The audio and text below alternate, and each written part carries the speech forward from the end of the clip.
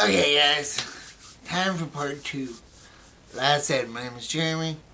I'm telling you about my life and my accident history and how I've overcome all the difficulties that I've experienced since 1996. Okay, back, like I said, I was in college, came home, got in an accident, all that good stuff. Now, let's go into the day that I got hurt, okay? I wake up, it's Saturday morning on March 23rd, 96. Now, my roommate, my girlfriend slept over that night, okay? So my roommate, Sean, got mad when we kicked him out of the room the previous night and turned my alarm clock off. Now, I was supposed to be back in Erie by 11 o'clock, so I had set up interviews for the guys who were going to work for me in the summertime. Well, alarm clock never went up, so we got up late. So I'm flying home. It's a 2.5 hour drive back to Erie. I'm on Millfair Road. I got off Route 79 that goes from Pittsburgh to Erie. 79 North. Taking the back roads. I'm coming up Millfair Road because it leads right to my neighborhood. But I got to cross Route 20. So I stop at the stop sign. There's an old car. There's a car coming at me on the outside lane, going kind of slow. So I'm waiting for them to pass. At the last second, she turns down Millfair Road, my road, without using a blinker. Well, I get pissed because I'm late for an appointment. I'm trying to hurry up home. So I start out. I never see the dude on the inside lane, and it's only 45 miles an hour on Route 20. He's going about 50, 55 miles an hour. Probably 60, something like that. He T-bones my Mazda protege. He is like I said, his name is Gary Monahan. It was a big 4x4 pickup truck. He knocks me about 50 feet down the road. Like I said before, I was driving, so I took the brunt of the impact. The car door came into my side, smashed the iliac crest off my pelvic bone.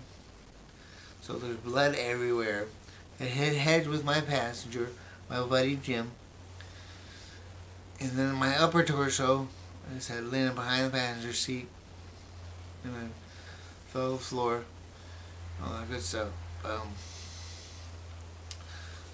So they'd use when the ambulance showed up, Jim was actually out of the car walking around because he didn't know what the hell was going on. We had heads. And I think he still has some memory problems today. Or he did back then. I haven't seen him since, so I don't know. Just from what my friends told me after I was able to actually go back and visit school, so. But, yeah. Pretty much it sucked big time, Bad weather. Got a little phlegm in my throat, phlegm. So,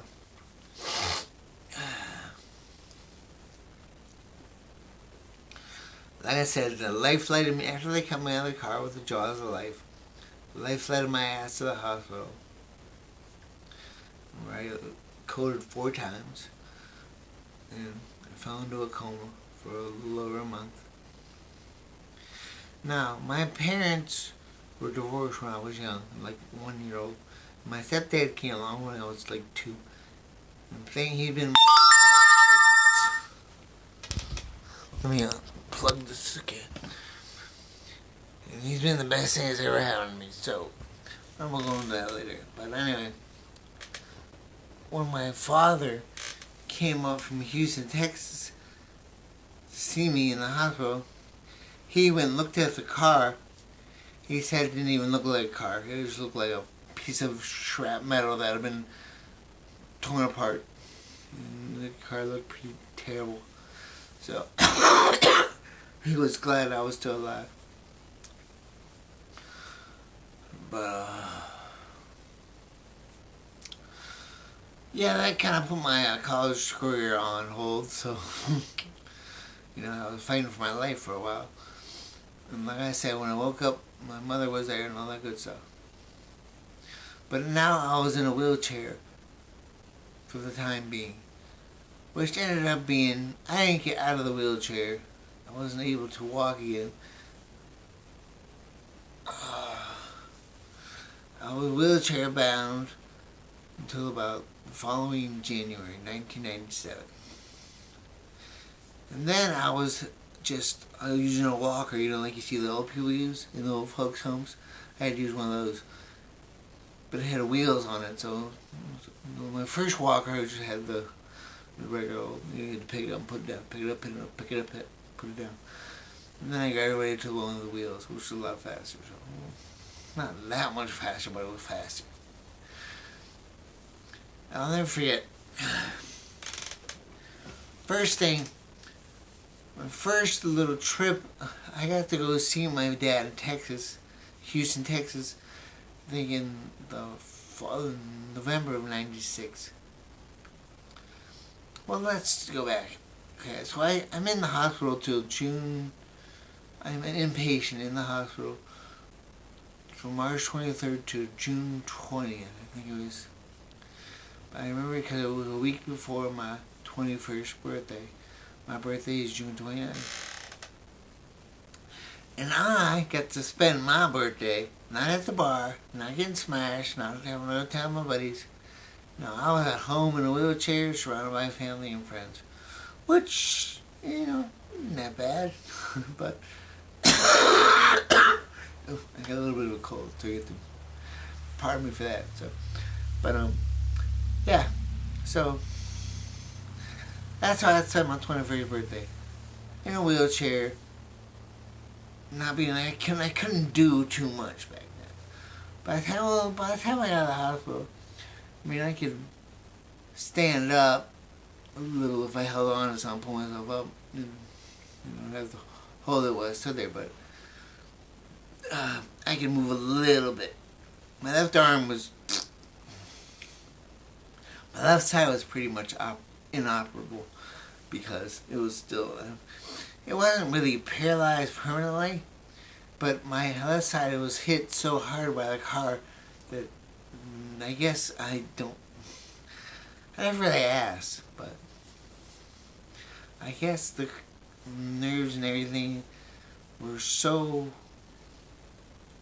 swollen around them. I guess they didn't function correctly, or stop the impulses from my brain to reach my limbs.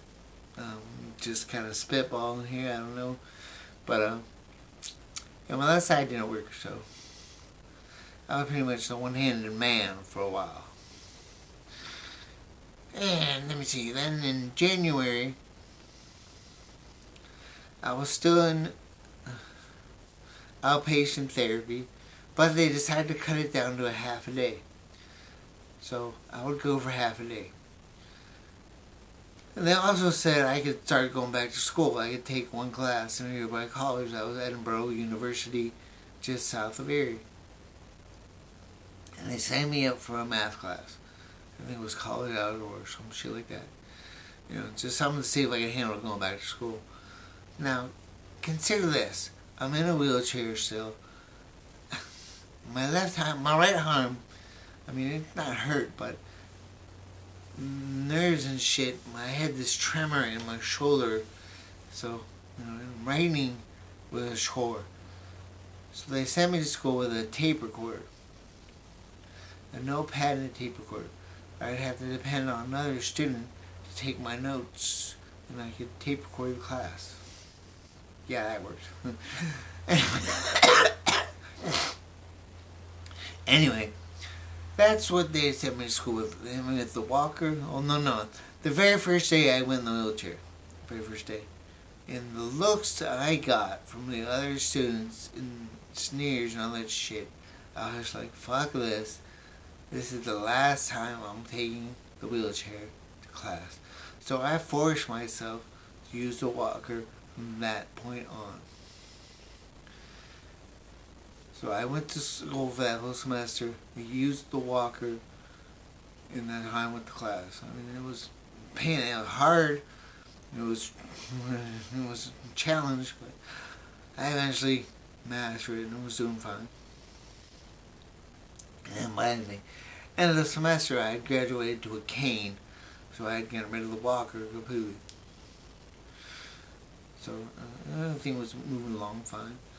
But like I said, going to school was a treat because I had to relearn how to learn. I had to relearn what my brain could handle and what I was actually able to do functionally, like take notes and write and all that other shit. So, I need to get a cough drop or something. But, yeah. So, you think going to college is hard first time? Try going back when you're disabled. And then all these new disabilities you have to learn how to overcome. Yeah, on top of everything you're supposed to learn. Anyway, good thing it was my class. So, I did fine in that class. I think I ended up getting a B. And so they said I could go back to school. And then they finally said once I was done with class in that May and everything, that they were finally discharging me for therapy. They were washing their hands with me because there was nothing more they could do for me.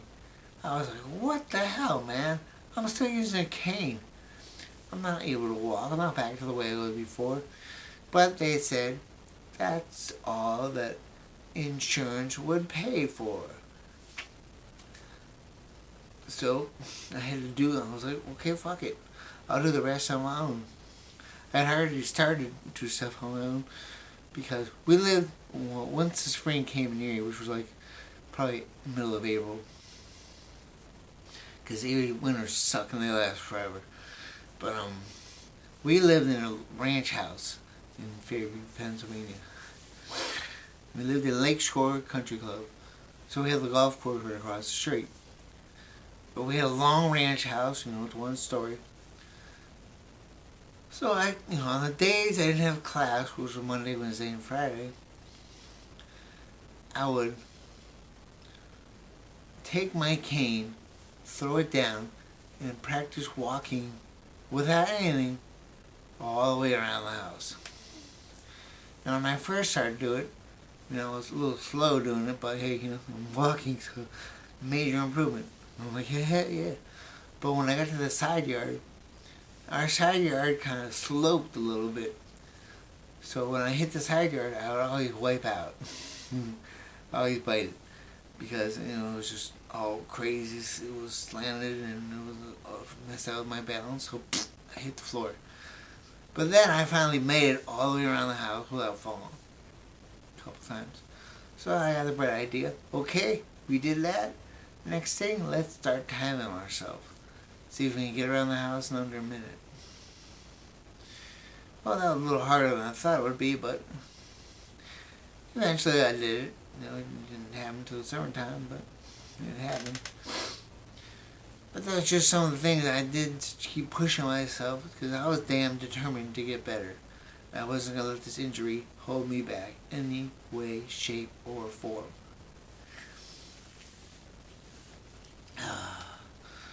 Okay, so then, like I said, I finished class. They totally discharged me to therapy. I'm on a cane. I'm not on a walker. I'm on a cane. Well, they suggested that I still use a walker, but I'm like, I don't need that shit. So I was using the cane. I was totally discharged. My left side was still impaired. So let's go with that word. So, my father, while I was in rehab, when I started outpatient rehab earlier June, my dad, this is what he'd do. He'd get my ass up in the morning at, I feel like 4:30, eating stuff, be ready to go by 5 o'clock. He would take me to the health club, the Knowledge Fitness Somatic Club in Erie on his way to work. He'd take me into the pool, take me to do the weights. We do the weights, we go work on walking, everything I need to do. We do that for an hour. And at 6 o'clock, at 6:30 probably, so No, by 7. I think maybe it was 7 o'clock. By 7, he'd have the Metro lift, or whatever they call it in here, where it was, pick me up there at the health club and take me to the hospital for my rehab. And he would go to work. My dad was nuts. He would go swimming every morning before work and stuff, so it was easy for him. He got up at like 4 in the morning. Crazy. But, so I did that for, until I got out of therapy. You know, that's what Dad did for me. Dad sacrificed so much of his life to help me. I can't even begin to thank him for everything he's done for me. And, you know, the fact that he wasn't even my natural father is amazing. Like I said, the guy is a godsend. I don't know how I would have got through this without him. So, thank you, Dad. You know I love you. But, yeah, but that's, you know, while I was in therapy, I mean, they were kind of astounded at me. I mean, I had some great therapists. Keith was my physical therapist. What was her name? My speech therapist. I can't remember her name, but she was hot, but she was so cool. She was so nice. She helped me. Oh, her name, shit, I don't know. It was 27 years ago. I don't remember, but she was cool as hell.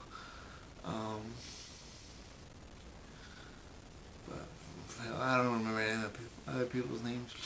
Oh, I do remember this. Shaylis is kind of cool. This just goes along with my personality, all you being a Casanova. I had this one nurse. What the fuck was her name? Holly or something, I don't know. But I thought she was really cute. She was a redhead, and I loved it when she would come and take care of me. So when I was getting better, I had big balls back then because I'm like, shit, I almost died. So what worse could happen to me? So I asked her, I had enough nerve to ask her, I'm like, hey, let's go on a date sometime? She said, oh, I can't date you, I can't take you out now, I'm not your patient, but when you get discharged, maybe. So she gave me her number. And then once I got discharged, you know, I called her up, and sure enough, she took me out on a date. She had a boyfriend, but, you know, I felt pretty good because, hell yeah, I had a nurse take me on a date. You know, I can't even do half the shit I want to do, and I'm still having ladies take me out. Nice. So, like I said, the money maker was still intact, so it was good.